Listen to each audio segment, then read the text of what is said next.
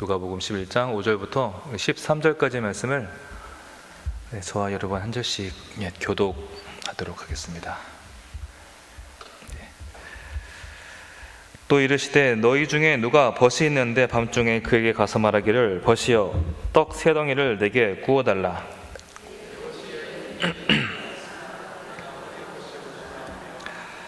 그가 안에서 대답하여 이르되 나를 괴롭게 하지 말라. 문이 이미 닫혔고 아이들이 나와 함께 침실에 누웠으니 일어나 내게 줄 수가 없노라 하겠느냐.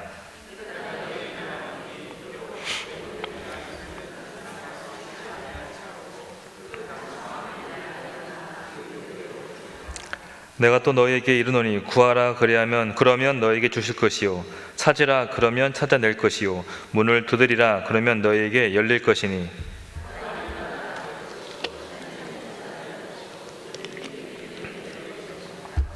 너희 중에 아버지 된 자로서 누가 아들이 생선을 달라는데 생선 대신에 뱀을 주며 함께 읽습니다.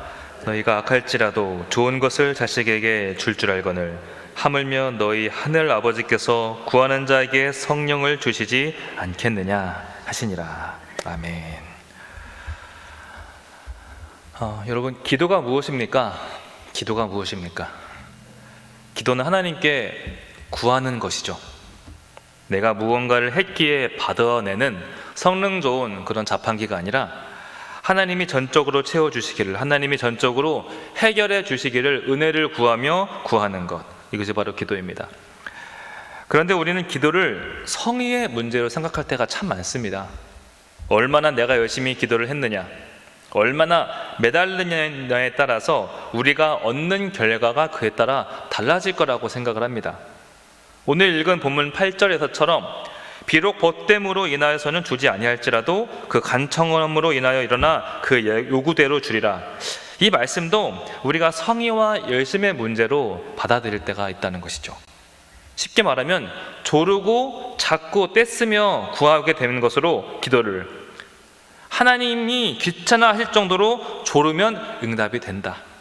우리는 이 부분에서 자꾸 기도의 실마리를 찾고자 할 때가 있습니다. 아무래도 우리의 정서 안에는 누구에게라도 열심히 부리면 감동하는 법이라는 이런 진인사대천명 같은 그런 무속신앙이 깔려 있다 보니까 그럴 수가 있죠. 무속신앙의 특징이 무엇입니까? 그 대상이 특정되어 있지 않습니다. 그 대상은 누구라도 상관없고 오직 치성으로 드리는 사람이 열심히 중요하다. 신이 있다면 그 누구라도 좋으니 누구든지 나의 치성과 열심에 감동해서 어서 빨리 나에게 복을 달라. 이것이 바로 무속신앙이죠. 대전 인근의 계룡산에 가보면 정말로 점집이 많습니다. 전국에 난다 긴다 하는 무당 점쟁이들은 대전 인근에 다 자리 잡고 있습니다. 이 무속인들에게 계룡산은 상당히 신령한 장소죠.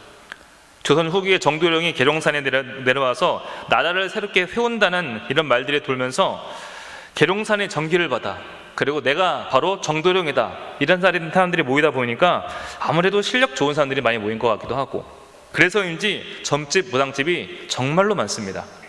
이 많다는 것은 그만큼 사람들이 많이 그 점집을 찾아간다는 것이죠.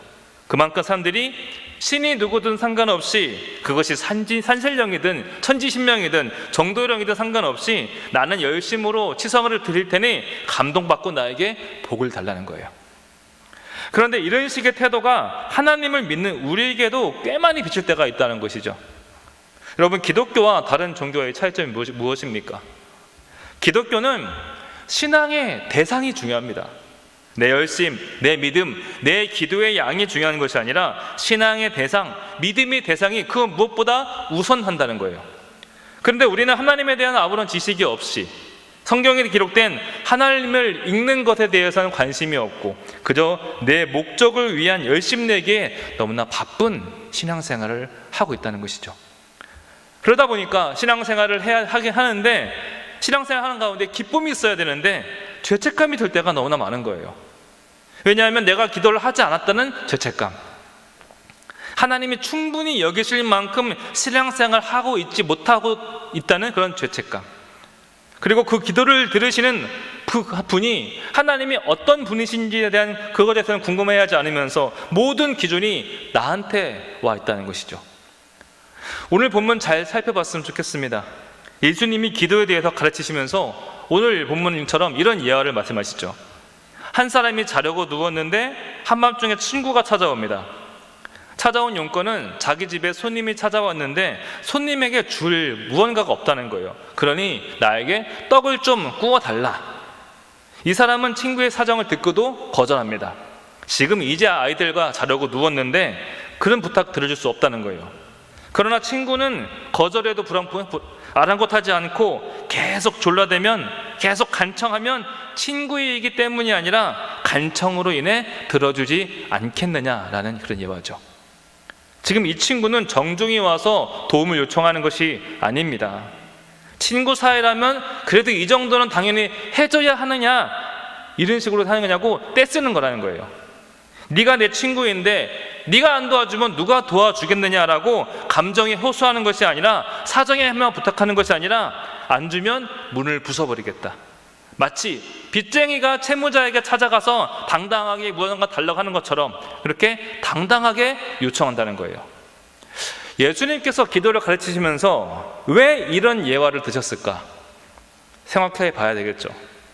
앞서 이야기했듯이 기도란 1차적으로 하나님께 도움을 구하는 것입니다. 납작 엎드려 기도하는 거예요. 그런데 하나님께서는 우리가 그렇게 납작 엎드리는 위치에만 서 있는 것을 원치 않는다는 거예요. 기도는 당연히 구하는 것은 맞지만 사정하듯이 부탁하면서 구하는 것은 하나님께서 원하시는 기도가 아니라는 겁니다. 기도는 하나님 눈치만 보면서 하나님 하나만 주세요, 이것이 아니라 훨씬 더 많은 것이 허락되어져 있는 복의 자리가 바로 기도의 자리라는 것이죠. 여러분, 자식이 부모에게 한번 떼쓰는 거 한번 상상해 보시기 바랍니다. 마트에 가면 종종 보게 됩니다. 바닥에 들어 누워서 아주 그냥 발광을 합니다. 그런 아이들을 보지 않습니까? 아이가 말도 안 되는 것으로 생떼를 쓰는데 그렇게 행동하는 이유가 뭡니까? 그 어린 아이는 아버지의 자녀이기 때문인 거예요. 지금 엄한 데 가서 떼 쓰는 것이 아니라 떼를 써도 되는 상대에게 떼를 쓴다는 거예요. 어디가 복의 자리인 줄 알고 들어 누울 줄 안다는 것이죠. 그래서 기도란 무엇이냐? 이런 관계가 전제되어 있는 것입니다. 우리가 이 차원을 놓치게 된다면, 이 관계를 놓치게 된다면 그건 기도가 아니라 내가 이만큼 했으니 하나님은 이만큼 주시오, 이게 뭡니까? 상거래하는 것과 별로 다를 게 없다는 거예요. 그래서 강청하는 기도, 떼쓰는 기도를 아는 사람은 복이 있습니다. 강청하면 된다, 무조건 때만 쓰면 된다, 조르면 된다, 이것이 아니라 강청해도 되는 관계를 아는 사람이 바로 복이 있는 사람이라는 거예요. 부모 자식 간에도요, 아무리 조르고 때렸어도 안 되는 건 안 되는 겁니다. 어느 부모가 더 많이 졸랐다고 무조건 들어줍니까? 어느 부모가 조금 졸랐다고 그 조금 졸은 놈한테는 조금만 주겠습니까? 또한 어느 자녀가 조금 졸랐다고 부모님에게 죄송해야 하고 죄책감 가운데 머리 푹 숙여 살아가겠습니까? 우리는 이렇게 자꾸 나에게서 무언가 문제를 찾으려 한다는 거예요. 하나님께 무언가를 요청했는데 응답되어지지 않으면 내가 잘못 구했나 보다, 내 노력이 부족했나 보다, 하나님이 노하시지는 않을까, 불안감, 죄책감 가운데 떠안으며 살아갈 때가 너무나 많지 않습니까? 혹여나 기도하는 가운데 내 속마음을 들키는 것은 아닐까, 괜한 걸 기도해서 하나님께 혼나는 것은 아닐까, 혹시 주님 마음 거슬려서 괜한 기도해서 벌 받지는 않을까. 그러나 우리가 주님께 나아가 기도한다는 것은 내가 그것을 받을 만한 정당한 이유가 있어서 기도하는 것이 아니라, 그런 것이 있냐 없냐의 문제가 아니라, 우리는 하나님의 자녀이기 때문에 하나님 앞에서 떼쓸 권리가 있다는 거예요. 여러분, 기도에는 방법이 있다, 요령이 있다, 이런 말이 현혹되지 마시길 바랍니다. 그래도 기도의 최고의 방법이 있다면 기도할 수 있는 우리의 신분, 하나님 앞에서 들어 눕고 때를 써도 되는 우리의 신분으로 이미 우리는 복의 자리에 앉아 있는 것이다. 아멘이십니까? 하나님을 아버지라 부르며 기도할 수 있는 것 그 자체가 이미 우리는 복을 보장받은 사람들이라는 거예요. 자녀들은요, 매번 말도 안 되는 것을 사달라고 졸라댑니다. 10분 전에 산 장난감 다 부숴놓고 그거를 또 사달라고 졸라대요. 차에서 주스를 쏟고 아이스크림을 엎어놓고 그것 때문에 그렇게 혼이 났는데 30분 있다가 같은 걸 또 사달래요. 이유가 뭘까요? 이놈들이 지능이 없어서 그런 걸까요? 아니요. 자녀들은요, 자신이 그렇게 해도 되는 존재인지를 알고 있다는 거예요. 내가 이것을 얻기 위해서 누구한테 떼를 써야 하는지 정확히 아는 거예요. 부모와 자식이라는 관계, 이런 특권과 복을 정확히 이 어린 놈들은 이해하고 알고 누리고 살아가고 있다는 것이죠. 여러분, 많은 분들이 기도가 어렵다고 합니다. 무엇을 기도해야 될지 모르겠대요. 목사 앞에서는 이런저런 얘기 다 꺼내지만 막상 하나님 앞에서는 한마디도 못하겠다는 거예요. 벙어리가 됩니다. 우리가 기도를 짐으로 여기는 이유가 무엇입니까? 기도에 담겨진 하나님과의 나와의 관계, 기도를 통해 누리는 자녀의 특권, 복의 자리, 우리가 이렇게 귀한 것을 놓치며 살아가고 있기 때문에 늘 기도는 어렵고 짐스럽고 해도 죄책감, 안 해도 죄책감, 그러니 기도가 어렵다는 것이죠. 그러니 기도 부탁을 할지언정 나 스스로가 기도의 자리에 와서 부르짖는 것을 너무나 어려워한다는 것이죠. 여러분, 기도 응답은 내가 기도하는 것에 대한 하나님의 결제가 아닙니다. 기도 응답은 하나님이 듣고 계시구나, 이것을 확인하는 거예요. 물론 하나님께서 이건 안 돼 하실 수 있어요. 여러분들은 자녀에게 언제나 오케이만 하십니까? 노를 더 많이 하잖아요. 그러나 더 중요한 것은 우리가 하나님 앞에서 때를 써도 되는 사람이라는 사실을 기억하며 살아가는 것, 이것이 정말 중요하다는 거예요. 많은 분들이 질문하는 것이 기도가 잘 나오질 않는데요. 혹시 내 기도가 너무나 유치해 보여서, 너무나 유치한 것 같아서 도무지 기도의 말이 나오지 않는다고 합니다. 내 진짜 속마음은 너무나 유치하고 요구하고 달라는 것도 너무나 속물 같은 거, 그래서 차마 기도를 못하겠다고 해요. 그런 내 속마음이 창피해서 혹시 기도가 나오지 않습니까? 아니면 기도의 언어라도, 기도의 말이라도 좀 멋지게 하고 싶은데 그렇지 못해서 부끄러워서 기도하지 못하십니까? 그러나 여러분, 기도는 유치하고 미숙한 언어에서 시작해야 됩니다. 아버지 앞에서 떼쓰는데 고상한 말이 왜 중요하겠습니까? 유치하고 솔직한 기도를 시작하지 않으면 멋있는 기도도 할 수 없는 거예요. 우리말 속담에 이런 말이 있죠. 멋부리다 얼어 죽는다, 체면 차리다 굶어 죽는다. 복의 자리에서, 이 복의 특권을 누리는 자리에서 유치하고 가장 솔직하게 구하는 것이 주님 보시기에, 하나님 보시기에 가장 정직한 기도라는 것입니다. 괜히 마음에도 없는 거창한 기도, 나라와 민족을 위한 기도부터 뭔가 하려고 하지 마시고 있는 그대로 솔직히 원하는 것을 기도하세요. 기도를 하되 내가 기도를 해야 된다는 그 관계를 기억하면서 강청하며 떼쓰며 아버지 하나님께 나가라는 것입니다. 얼마 전에 아내와 함께 외식을 했습니다. 멕시코 음식점이었어요. 멕시코 음식은 포크나 스푼보다 대부분 손을 사용합니다. 그래서 입구 앞에 세면대가 있습니다. 손 씻고 들어가라고. 손을 집어서 또띠아에다가 다양한 토핑들을 올려놓고 끈적끈적 질퍽한 소스들을 바르고 손으로 돌돌 말아서 그것을 먹습니다. 어떤 음식은 이런 음식이 편할 것 같으면서도 계속 흘리게 되고 닦아야 되고, 아무튼 참 여러 가지 생각이 많이 들었던 그런 음식이었습니다. 그런데 옆 테이블에 젊은 커플이 앉아 있었어요. 음식을 아예 손도 못 대는 거예요. 아니, 음식을 손댈 엄두조차 내지 못하고 1시간 가까이 대화만 하다가 그냥 계속 앉아만 있는 것이죠. 여러분, 왜 그럴까요?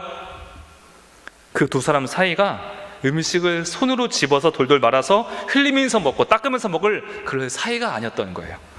이제 막 사귀기 시작했거나 이제 막 썸 타기 시작했거나 그런 관계다 보니까 이렇게 먹을 수 없다는 것이죠. 그러나 저희 부부는 그 많은 음식을 20분 만에 손으로 음식을 깨끗이 먹고요, 리필해서 먹고요, 그것도 부족해서 나가서 디저트를 사 먹었습니다. 여러분, 관계가 불편하니까, 관계가 어색하니까 내 돈 내고 사 먹는 그 비싼 음식도 먹지 못하더라는 거예요. 여러분, 우리가 하는 이 기도의 자리가 불편해서야 되겠습니까? 기도는 특권인데, 기도는 어마어마한 복의 자리인데 그 특권과 복을 누리는 것이 어색하고 불편해서야 되겠습니까? 기억하십시오. 우리는 하나님의 자녀입니다. 그 기도의 자리를 기쁨으로 여기며 그 기쁨을 온전히 누리는 저와 여러분 되시길 축복합니다. 함께 따라해 볼까요? 기도는 특권이다. 네, 기도는 특권입니다. 우리 이런 맥락으로 우리 9절 이하를 살펴보도록 하겠습니다. 우리 9절 말씀 함께 읽어봅니다. 시작.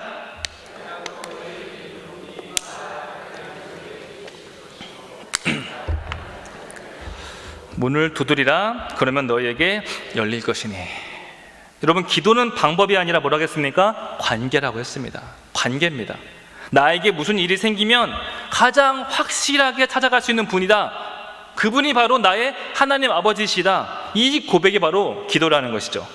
그런데 우리는 처음부터 기도하러 가는 것이 아니라 언제 갑니까? 하다 안 되면 최후의 방법으로 기도하러 갑니다. 하다 안 되면 제가 목사님께 전화 드리는데요, 기도 부탁하는데요. 여기서 격차가 벌어진다는 거예요. 우리는 하나님을 가장 먼저 찾아가도 되는데 굳이 가장 나중에 찾아가요.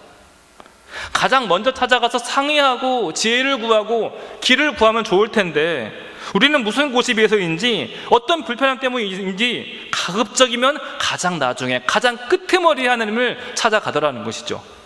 그러다 보니까 기도의 내용이 늘 뭡니까? 늘 울음이에요. 늘 아픔에 호소이고 도와주세요, 해결해 주세요, 제발 살려주세요, 어떻게든 해주세요. 그럼 제가 뭐라도 하겠습니다. 여러분, 기도 자체가 복이라고 했잖아요. 그런데 그 복을 왜 가장 끝자리에 가장 나중에 찾아가냐는 것이죠. 여러분, 어린 아이들 생각해 보세요. 어린 아이들은 부모에게 조르는 내용들이 뭡니까? 얼마나 재밌는지 몰라요. 내가 먼저 해보고 안 되면 졸라야지가 아니라 언제입니까? 처음부터 와서 달라고 합니다.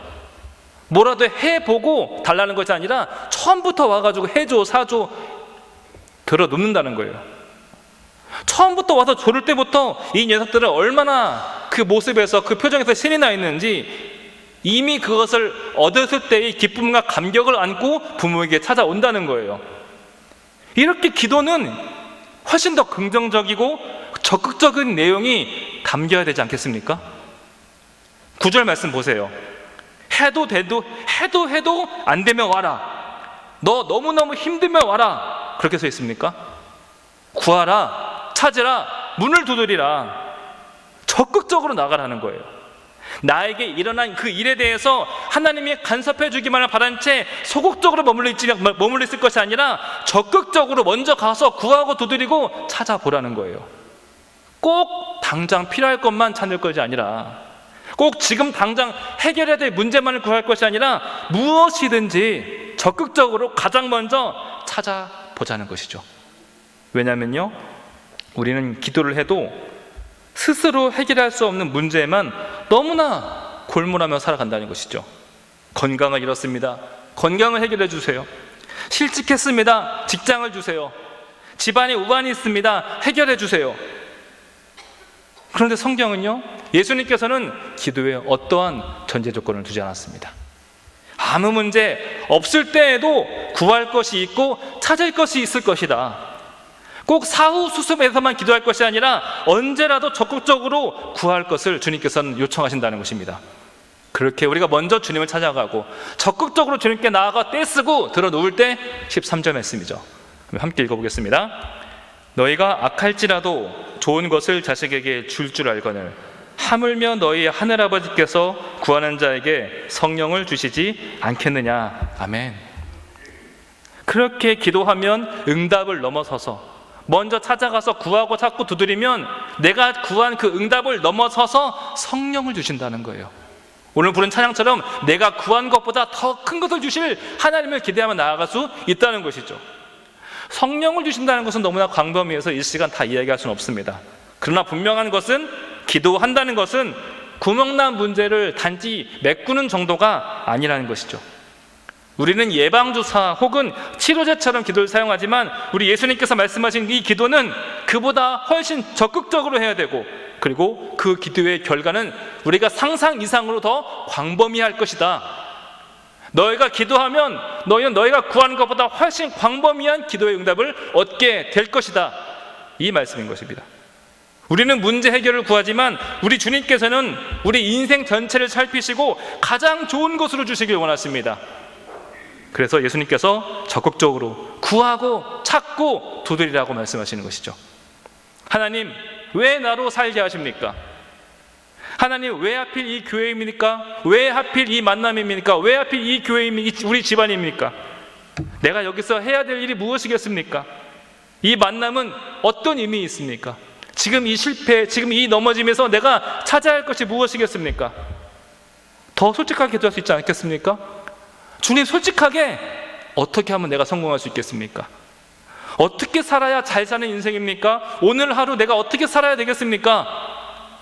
우리의 모든 삶의 현장은 끊임없이 기도가 필요합니다.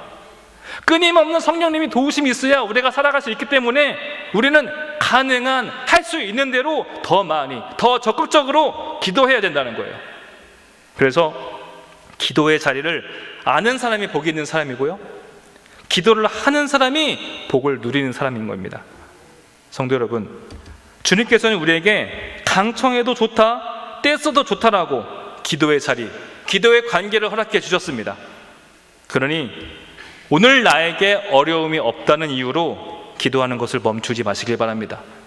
오히려 이 기회에 나를 깨닫게 해주시고, 평안한 이때 내 인생을 위해 기도해 주시고, 장차 내가 어떻게 살아가야 할지, 어떻게 하면 더 잘 살 수 있는지도 적극적으로 구하시길 바랍니다. 그럴 때 우리 주님께서 약속하시죠. 너희 하늘 아버지께서 구하는 자에게 성령을 주시지 않겠느냐. 여러분, 기도하는 여러분들은, 이 말씀대로 기도하는 여러분들은 최소한 성령의 선물을 보장받은 분들입니다. 아버지 앞에서 자녀의 특권을 누리면서 기도하는 저와 여러분 되시길 주님의 이름으로 축복드립니다. 이 시간 말씀 기억하면서 함께 기도하도록 하겠습니다. 먼저 하나님께서 우리에게 기도의 특권을 주셨습니다. 기도의 권리를 주시고, 그것은 다른 게 아니라 아버지와 자녀의 관계이다. 너희는 나에게 와서 때를 써도 좋고 강청해도 된다. 나는 너에게 그런 아버지가 되길 원한다라고 주님께서 말씀하십니다. 이 시간 기도하실 때 주님, 그런 아버지와 자녀의 관계, 그 관계로 회복시켜 주시옵소서. 그리하여서 그 관계의 능력을 누리게 하시고 자녀처럼 부르짖는 우리 모두가 되게 하여 주시옵소서. 함께 소리내어 기도하도록 하겠습니다. 하나님 아버지, 우리에게 너무나 귀한 기도의